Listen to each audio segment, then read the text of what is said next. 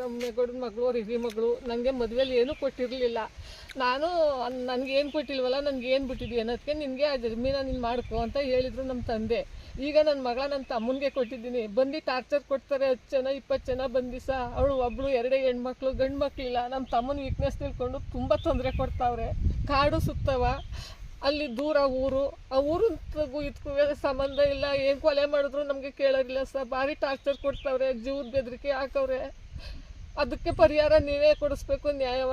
ಈಗ ಮಗಳಿಗೆ ನಾನು ಬಿಟ್ಕೊಡ್ತಾ ಇದ್ದೀನಿ. ನಮ್ಮಪ್ಪ ನನಗೆ ಕೊಟ್ಟಿದ್ದು, ನಾನು ನನ್ನ ಮಗಳಿಗೆ ಬಿಟ್ಕೊಡ್ತಾ ಇದ್ದೀನಿ ಸರ್. ಈಗ ತುಂಬ ತೊಂದರೆ ಕೊಡ್ತಾರೆ, ಅದಕ್ಕೆ ನೀವು ನ್ಯಾಯ ಒದಗಿಸ್ಕೊಡಿ. ಯಾರು?